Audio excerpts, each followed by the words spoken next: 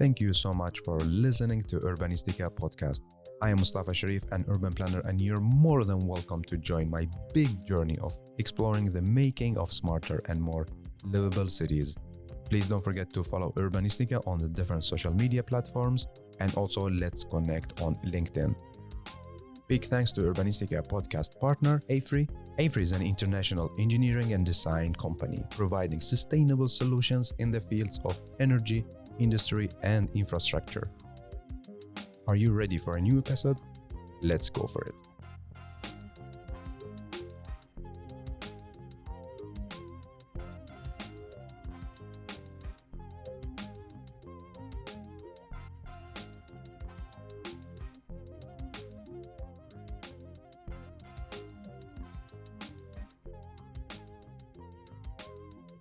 Welcome to a new episode of Urbanistica Podcast, and we have an amazing storyteller and book author as well. Yeah, now I'm a real urban book author. Yeah, I'm so happy.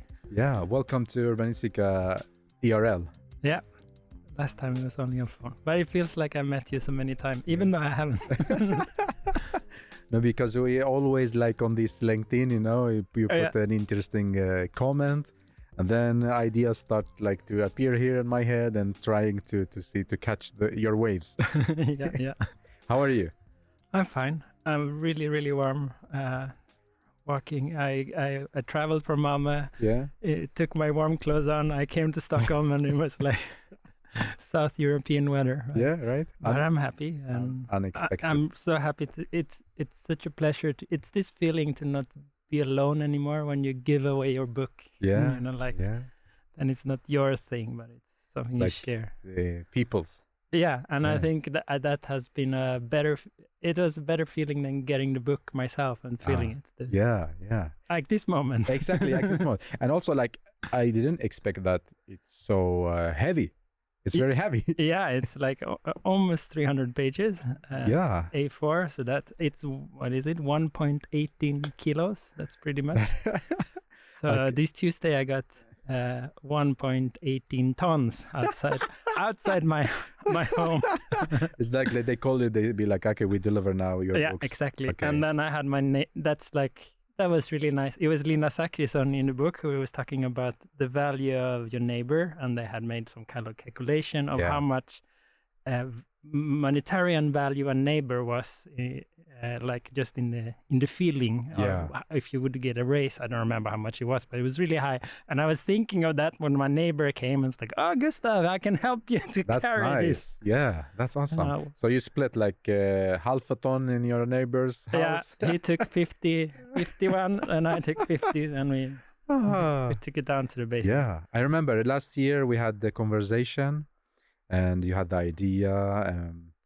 Can you give us a highlight of like why you did this? Why I did the book? Yeah. Well, I started with these things called EGA Talks, where it's a bit like what you did. Yeah. What is happening here, but I did it in video form. Yeah. I did it really simple with my phone, with just a good microphone, and then I traveled all over Europe, and I asked people, what is the resilient and sustainable cities? And then I didn't ask anything more. One question. Put the camera on, and I said, talk for 5 minutes. Okay.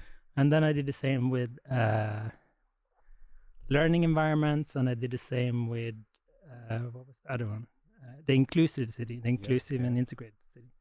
And it was such a great experience. Some of the people are in this book too, like Piero Palisaro. He was in Milano back then. And yeah, it was a great experience. I don't know why it became a book this time. I think one of the reasons, probably many reasons, was that it was pretty hard to get women in front of the camera. Okay. And I was curious if it was because of the camera or not. I think it was not, because now I did a book and I realized that it was hard here too. I think I got 45% women, but I probably asked 60 or 70% of women. So I have the same when it comes to the podcast. So when I email, let's say female urbanist or architects, also like I get a no answer. It's unfortunately. I don't know if it's because I'm a man or because it's harder for women or because I don't know the. I'm to be honest, reason. I wanted to ask, but I'm kind of a bit shy to push and say, oh, why? I say, okay, maybe next time. Thank you. But I'm happy that I pushed it, and now I don't have 50-50, but pretty close to it. And I think many of the conclusion comes out of me pushing it. Yeah. Like I have a lot of this discussion about relations, emotional intelligence, and that we make a difference just by who we are and how we behave. And I see that men also talk about that, but I see that it comes from women, and I see that bringing more women into the discussion as a whole is so important. I see it raises other questions, and so I think it was a good thing to push. Yeah. So tell me why you decided to make a book and not like continue with the video or like blogs? Well, honestly, I don't know. I just had the feeling that it would be really interesting to do a book, and you started. I had this idea of doing, when I did the video, it was kind of like, like a TED video. It's very short. Yeah. What happens if you put a TED video into a book? It becomes this pechakucha in the book instead, this festival in the book. I think I like that idea. Yeah. And there are certain books, like 100 Things I Learned in Architecture School, or 100 like Ways fun, of Doing Investments, or 100 whatever. Happiness. Happiness.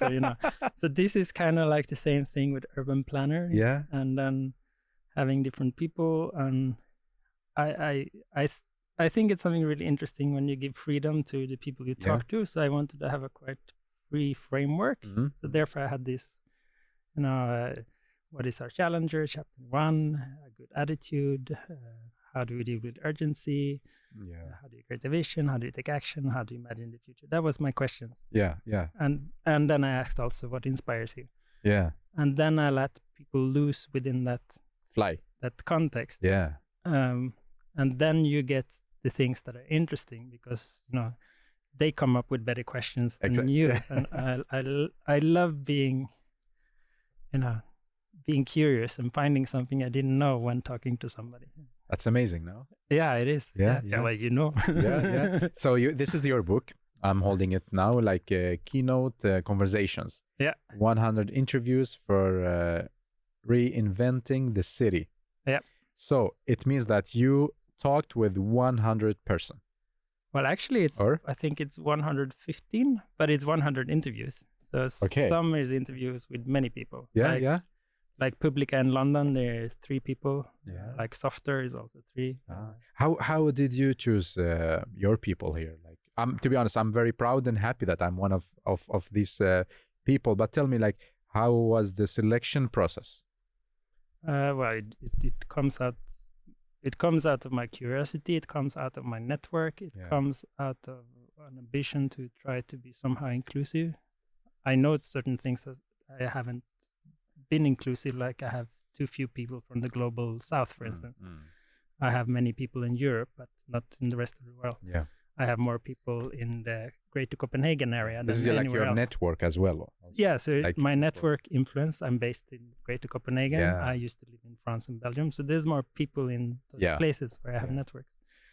But then it's also like, okay, I have a chapter about our challenges today. Who could I ask about that? Okay, I could ask Rahul Malhotra, who is the responsible of the urban planning in Harvard, because he talked about, I don't remember what, but he seems really interesting in this. I'm curious to see how would we respond to that question. Håkan Fusell, who makes Staden podcast, is really good at finding challenges and finding. So then it's also a matter of who is interested in the context of the theme. But once they're in the theme, I let them loose. Yeah. But choosing them into the theme, I really think about it. Yeah. And then it's kind of spontaneous. The first one was Marion Waller, who was at the moment was the advisor for Paris mayor. Yeah. I had many who was the first, but she happens to be the first one that I booked with. So then she was in, and then, Carlos Moreno knows her. And, once you get a few in, then they are curious. And I also had a few in when I did the EGA talks. Yeah. I had Jill Peñalosa, for instance, who is huge, and Piero Palisaro, who people, how did you get him in? I don't know. Don't ask me. Nice. Yeah. But yeah, so I think certain people there, they want to be in the book because other names are in the book. Yeah, it attracts. and everybody has different motivations to be in the book. Exactly. And I think one of the things that is also not included is people that have economical motivations. You know, How? I mean, the city is also made by people who want to make investments, for instance. They might not be so interested in being part of this book because their motivation is to get the money. Yeah. So it's also a certain kind of people who gets attracted to say yes to be part of the book. Yeah. Interesting. But we also talked about like some big names you approach, they're very humble and they love to share their knowledge, experience, you know. Yeah, we talked. Yeah, just before the camera came on, we talked about Carlos Morales. I was talking about the fact that, you know, Carlos Morales he has this great idea about the 15-minute city. Yeah. And not to diminish that, but I just think it's so interesting. I don't think that would have been so big unless he was such a humble person. That it's the same thing, the relational intelligence that Carlos Morales possesses is the reason why Paris mayor chose to take his idea and spread them, because his relational intelligence is amazing. You know, he has no time. His secretary writes something and then he writes, nice to see you, and sends that too. And then he takes the time, and he doesn't have the time, but still he does it in a humble way. Yeah. And that's what really changes the world to be who we are. Exactly. Is what matters as well. He's really, how to say, walking the talk, like leading by example, like showing this, you can be like this, you know, like, and that's how we drive change. Instead of like being egoistic and like have your head and nose up and don't look to anybody and talk to anybody because like you are just made a theory or a concept. The first time I was supposed to talk to him, he was in a conference, I think it was in South Korea, and then he wrote like, I'm really sorry, but we need to reschedule. Yeah. I just met the Alliance Française in Korea and lots of people, and I really think it's important for me to meet them because that will show blah, blah, blah. And he did that in a so good way that I didn't matter. Oh, that's great. Of course you should meet them. Exactly. And we reschedule, and I was happy about it. Yeah, that's cool. That's a skill. Yeah. Did you have people like you mentioned, like telling no because of a reason or like just because they are busy? I think most people, they simply don't answer. They don't answer the email. Yeah. Okay, that's sad. I think that is also because they don't know, perhaps. You know. Know what? Maybe they want to be apart a little bit, but they don't know, and they're a bit busy, and the email goes down in their email and then disappears. They forget. And do you have? I also had people who said yes, but then never. They were like, oh yeah, but I'm really busy. But are you really interested? Yeah, but well, let's keep in contact. Okay. Next book maybe. Did you had like because your process was like this? You sent us questions, first invitations, and then questions, and then we sent you the answers, and you checked and like that. How to say? Checked some sentence, reformulated, and so on. Then showed us, are you happy with that? We say yes, approved. Did you get like answers that you never even thought about it? Because I know you're like very well in, how to say, you have a good knowledge and experience within like things related to cities. Yeah. And which means that you have a kind of database, and you kind of, when you read something, you say, okay, no, but this was a kind of expected. But did you read something completely new, like that you even didn't thought about it? Well, I think there might be two ones. One is most of the things you somehow can relate to in some way. And most of the times what's interesting about that is how you put it rhetorically, and like, oh, this is really interesting, put in this way. And this is, Gunilla Kronwall was talking about when we see each other through conversation, we see the humanity in one another. That's a beautiful way. Nice. We know that. It's just that it's a nice way of expressing it. Yeah. Other things, I think the thing that I'm trying to carry on, because when I talk about my book, I can talk about everything, like we should have more nature in the city, we should do this and that, and we should, and many of those themes are already spoken about. So then what I talked about just now, like the relational intelligence, that I think is a theme that we don't speak about. That's true. That we take each other for granted. So I think the theme that is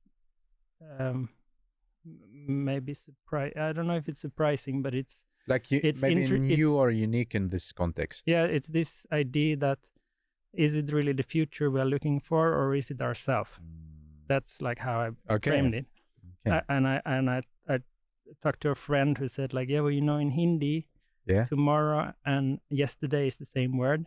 So then the opposite is the present moment. So what is an innovation center if the opposite of yesterday is tomorrow? Today? That's really like connected also to the circular economy and all these things. That's true. It's connected to what is in popular culture. We have yoga and mindfulness, but in the professional life that needs to be put in a context that's more professional and works in that context, and that might be relational intelligence or whatever, or being in and that I think is a really interesting theme that I think we need to talk about, and I think it's being talked about in the way that many architects says that what we are looking for in the future is not a new building, it's a new profession, that kind of thing. Exactly. And then the other thing that I think was surprising, that was more specific, is the analog city. Okay. What is it? Well, this is Guillaume Etier in Montreal, who wrote a book in French about the analog city. And for instance, he talked about his students. His student was, they grew up in a time where everything digital was the cultural heritage. It was the past. It was the conservative. Okay. Meaning that everything that is analog is the future and innovative. And to make it in this angle is not to be against that digital whatsoever. Technique. It's just to say that we cannot forget the real world. The analog. If we abandon our city center because we go out on the internet instead to do everything we used to do in the city center, we cannot just abandon the city center. We need to take care of it, and we need to understand that our bodies in the real world space matters. That's our profession as urban planners, to be in the physical space. That's somehow similar to that. That's also about being present. It's more about like the person being in the moment and using the world around us. That's awesome. I think that's a great concept that has potential to create really interesting discussion, and not as because so often it's this like digitalization versus non-digitalization. I think, like black or white. This is really a way where you put something on the side of it and say this is also important. Exactly. Also talk about this. Also like. I sometimes I've been thinking about it now when there's a lot of calls and they always want everything to be digitalized. And you should do this, this, and this. And by the way, everything should be digital. But what about the real world? Exactly, like the analog or the normal way of. Maybe that should also be part of it. So, that's interesting discussions, and like all these 100 interviews. Different topics, or they are like similar? Let's say I'm a reader. Will I read 100 different interview? Like they are different interviews or different people, of course, but like the context. I think there are many people that talks about the same thing. And like for instance, you talk to landscape architects. They tend to talk about nature in the city. Makes sense. And maybe that's the big theme and what's important at the moment. They have different angles, and so they might say that over again in different ways. And so everyone or like architects talk about circularity, and the best building is the one you never built. What do you think about this? Is it the correct? That's probably true. The best building is the one that was never built, I guess. There is no building. There is no profession, no? I don't know. Yeah, but it's also about taking care of what's there. You have this old way, I love this idea about the old monastery, the little gardens there, really small and tiny. So in a sense, they are the biggest one because each centimeter is taken care of the most. It is also a way of how bigness is making it smaller and making it, if the measurement is how much you take care of something, not how many square meters it or how big it is, then you get another kind of project. And maybe it's, it's time to take care of what we have more. And that's sure going to be existing. Going to need architects for that.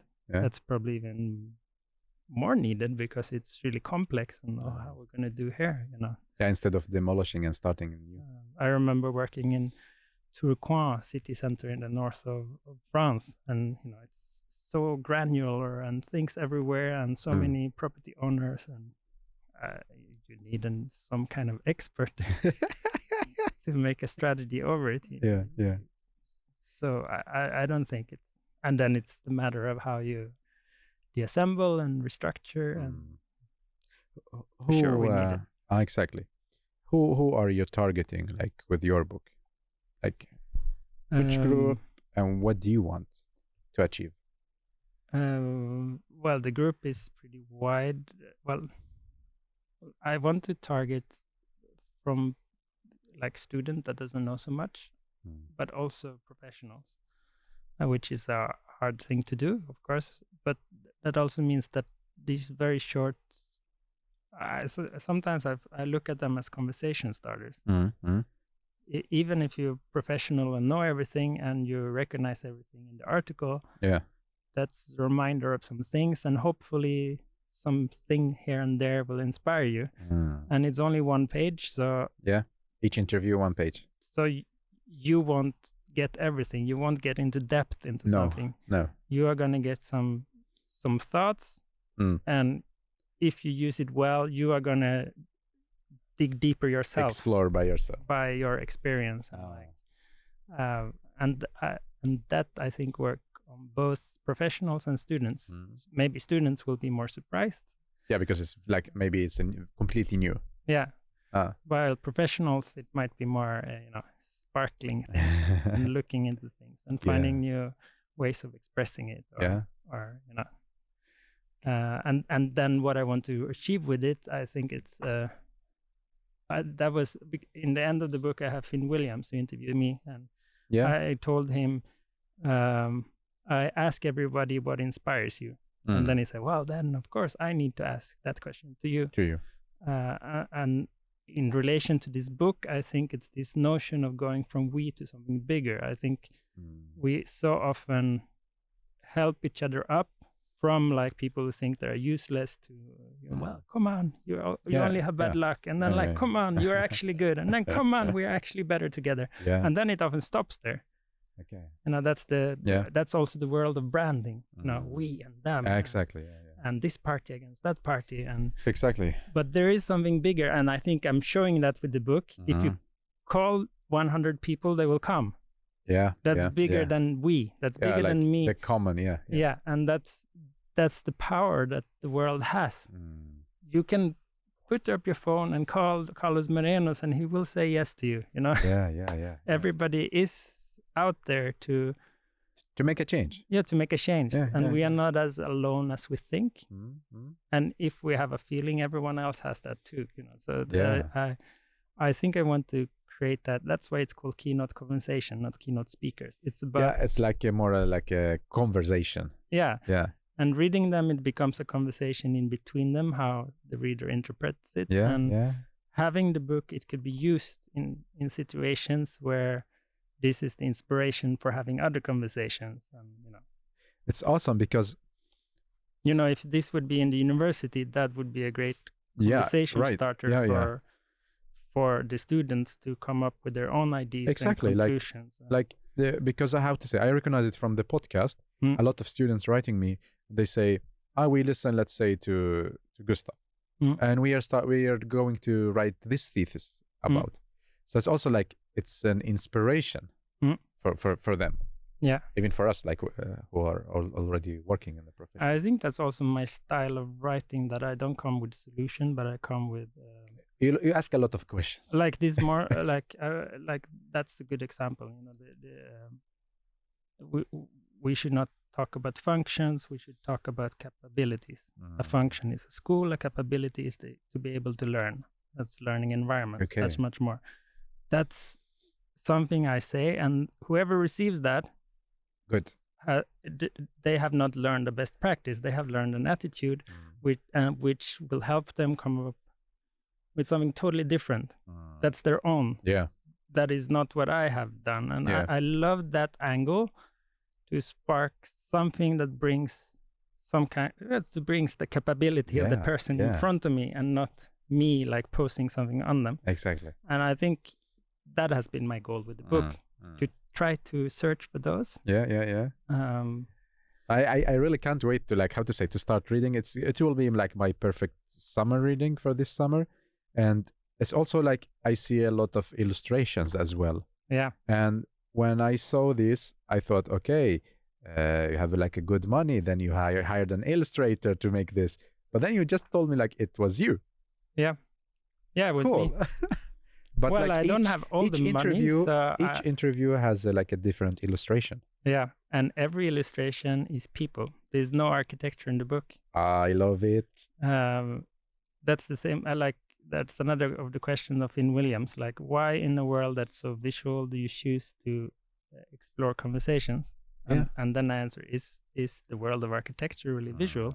On Instagram it is. That's but true. In reality, it's governance. It's economy, circular economy, like leadership. It's it's all these things that we need to talk about. And maybe in our architectural book, sometimes we can skip the buildings and the places and the so I wanted to balance that by having only pictures of people. That's awesome. And I think it also makes it easier in relations, like the people I talk to. Yeah.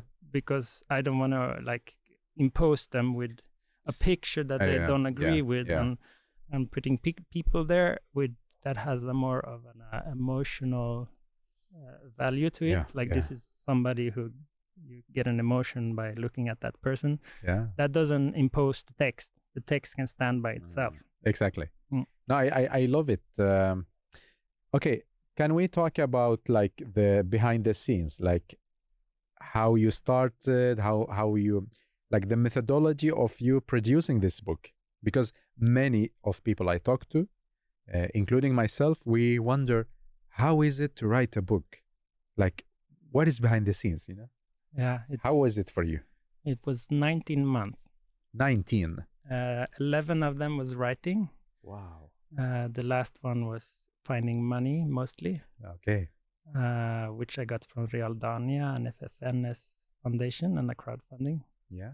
So thank you for of that. Course, shout out.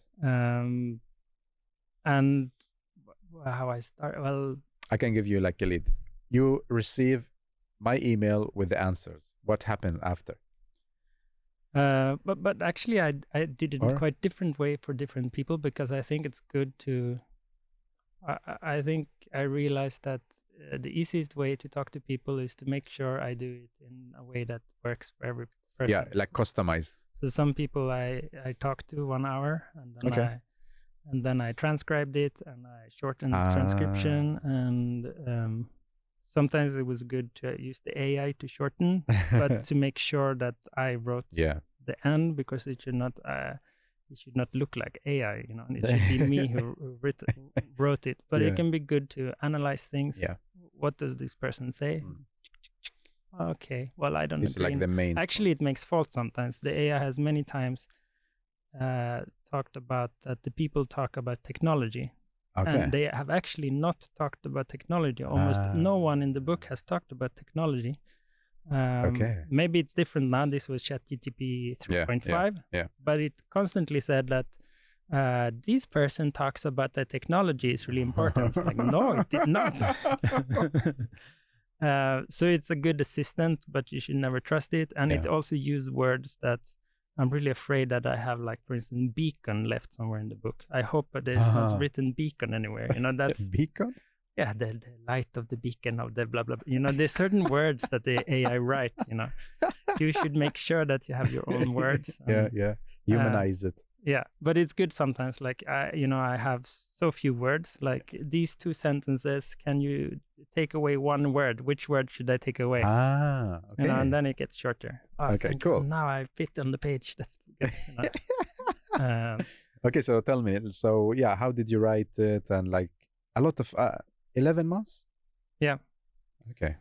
Well, so I talked to the people. We just talked about before here that no, maybe that was not. I don't remember who it was. Alejandro Aravena. He was in Chile. Mm-hmm. It was quite hard to find the timing. Time zone with the time zones. So he sent me answers. Yeah. Carlos Morenos I spoke to. It's different people has answered in a different way. A few people wrote their text themselves. Mm-hmm. I also liked the way to get the kind of dynamics in the book. So some of the articles I've written, like he says that blah blah blah blah. Another one I have question and answer. Okay, yeah. More like almost like not a transcription but closer to it.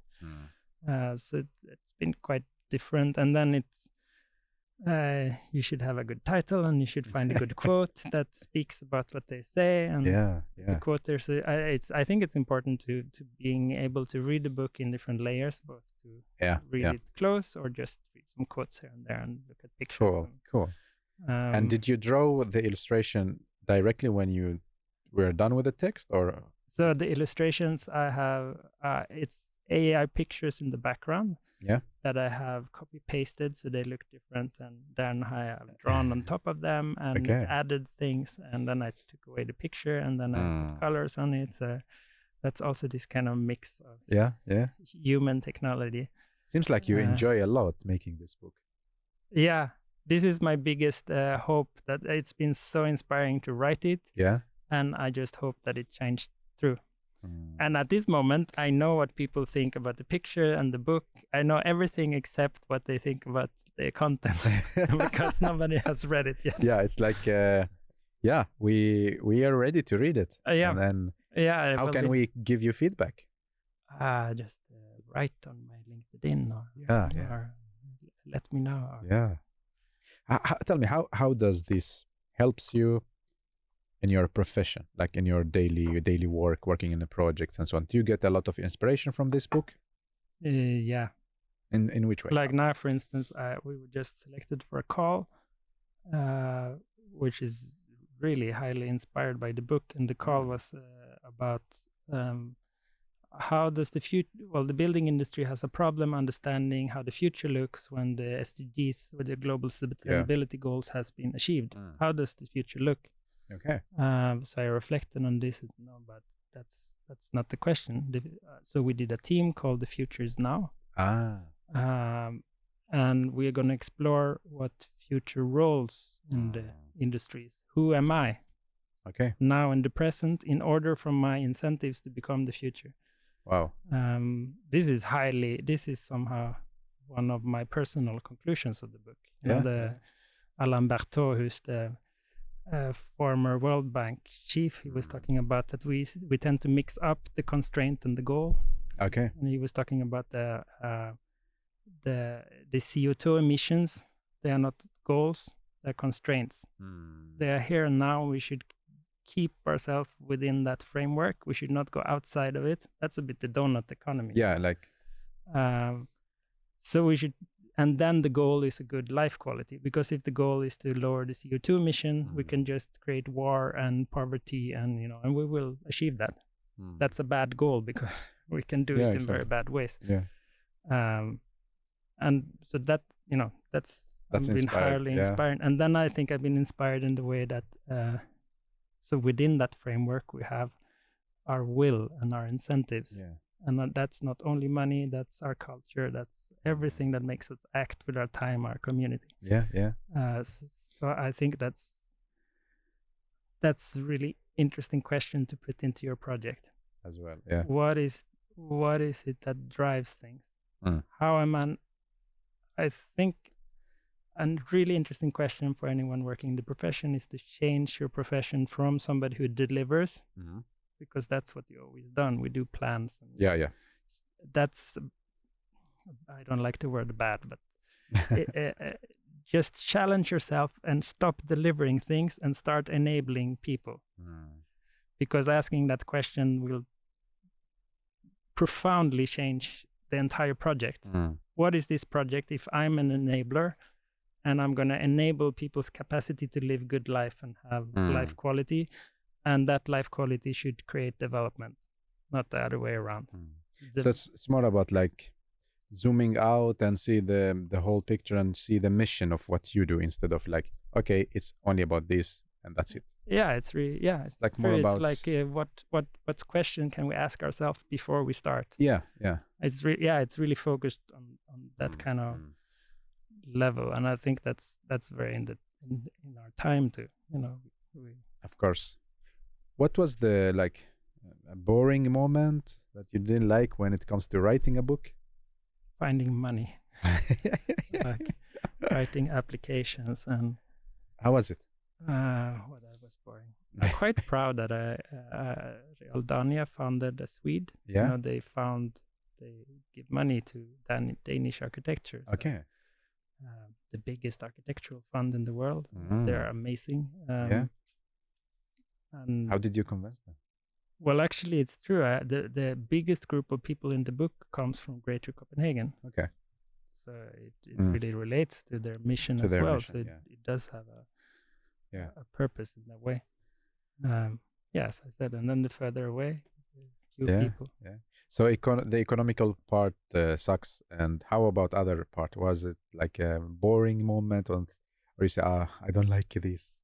I don't like now. For instance, it's the boring part with the money for sending the book away, and I don't want to look at different options on how to get the. Just you sell a book and then all the money goes to the shipping. Yeah, exactly. So, that's not my profession, but then that's also my choice. I choose to be my own publisher. Yeah, it comes with these consequences, which I think is a brave statement in the end. I just basically wanted to have my integrity in the project, and I think that's interesting to create a project that is. I mean, of course, it's bound to my personal curiosity and who I am, but it doesn't have a scientific agenda. Even it doesn't have a business agenda. It doesn't have. It's really free by itself. And that I think is quite uncommon. And to do it myself in this indie style, Yeah, right. What? That's a brave movement. That I totally agree with you, and I love to ask you what is your feeling now after finishing it? It's in front of you. You're delivering it. You're talking about it in lectures, podcasts, webinars, LinkedIn. Like, how do you feel from inside? Because this is like one of your absolutely biggest projects. I'm super happy. I told you I'm still curious to see the reactions. I don't have all of them, but I do have the reactions of when I'm talking and when I speak about these things, that it's important about who we are. To do is to be. The future is now. And people come up after those things and like, that's what I'm. And people get so inspired they start to talk about really personal thing, and I like, and then it was this, and I have no idea what they are talking about, but I can just sense their inspiration for this, and like they were given something, and I'm really happy for it. That's beautiful. So I think it does connect in some way to something that we forgot to speak about. You told me before coming to this to the podcast recording, like you were delivering a lecture about the book. Let's say, what is it about? In case people love to book you and hear more, what is going to be about the book, but from which perspective? Well, the talk that has inspired most people is that talk.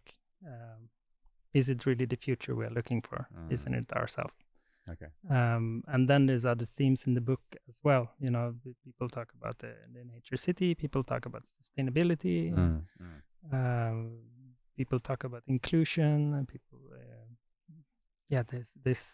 There are so many themes in the book about different things. Anything that has to do with urban development, and sustainability, and landscape architecture and architecture. It's a really wide book with so many angles. That's awesome. And happiness and life quality. No, I really love it, and I love to ask you to sign it for me. Yeah, of course. Let me bring you a pen. Do you have one? Okay. Yep. Yeah. Then it's even. Give me just a second. I will.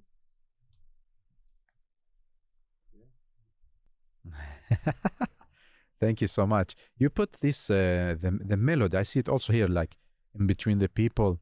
This what do you call it? Musical notes? Yeah, that's the little keynote. Yeah. Yeah, it's my little poetry. Yeah, yeah. So tell me, what is next? Like now it's published. Now you're delivering it to people. People can order it. Well, now I need. What's on your agenda? I have this idea about. I was thinking, should I do a launch? And then I had the idea of a kind of less is more launch. Maybe I think this is my start of my less is more launch. It's the idea that rather than having a big event, make it linger and make like conversation. Because the book there are so many people in different places, so I cannot have the launch in one place. No. People are everywhere. Yeah. And if I need to make launches everywhere, I also don't afford to make launches everywhere. So, I will come to somebody, have the lecture there, and have the launch with the people in the book, and do little talks here and there. And, that's awesome. And I have a few booked, and so that's going to be really nice. Fun. To kind of start spreading it and talk about it. And, I'm going to do my lectures. It's economically wise, that's how I get the money on the book. Doing lectures. Exactly. Yeah. Tell me, how about doing a digital launching? Yeah. Could be nice. Yeah, maybe I should. Yeah. I've been thinking about that. Like, what timing would work in between Melbourne and San Francisco? We can do a launching for the Australia, one for 3 different time zones. Yeah. But then you need to tell the same thing over and over. Or I will make some kind of, it would also be interesting to gather people to have. To have the conversation. Yeah, and I think then it can be too many, small conversation about things, and it could be interesting to get some of the people in the book together. Exactly. And see what happens. Yeah. I love these things I did during COVID, where I just gathered people with no agenda and talk. There are so interesting things happening when people are not forced into what they have to talk about. Yeah. Awesome. And then we're gonna put the link in the so people can order it. And that's awesome. Do you have because usually in the pod you have been already a guest here with us, takeaway messages to our listeners, but now we adjusted. Now you need to give a message to students listening to you, and to people, listeners in general. So 2 messages. When I lecture to students, I always talk about the importance of being yourself. Learn what you're good at, and you don't need to learn everything. I think it's a good thing to be dependent on others. It makes us connect. It makes us collaborate, and you don't need to be good in everything. And to be dependent on other people is good. And then you can use your time in what inspires you, and try to drive that as far as you can. Sometimes that's really hard, of course, but that's trust that your interests are right. Yeah. I think often there's these theories about that when we make big decisions, we should just follow our heart, because it's so hard that we have it intuitively and within ourselves. While if we buy a banana at the store, we should really think about that small decision, because we tend to follow it stupidly, like because there's a deal on the banana, but actually we're not hungry. So I think for students, you should just believe in yourself. Sometimes in university, everybody tends to get drawn into learning the same thing. And I think that doesn't work, because some is introvert and some is extrovert, and that becomes different roles. Who you are, shapes you. So trust yourself and trust that what you believe in will bring you to the right place eventually. Awesome. And a message to our listeners. Well, maybe I can give the same one to this, but let's listen to my first message. Listen to my first message and reach out. Let's both to me and to other people. Don't get stuck in the we. No. Awesome. So thank you so much again, and thanks for having me in this very great book. I love starting reading it already now, but I will keep it to my summer vacation. And do you remember what your message was? Yes, leading by example. Yeah, exactly. Be the brave one and lead. Yeah. Instead of just complaining and blaming others. Be the one who do the change. I agree. Awesome. Big thanks. Yeah, thank you.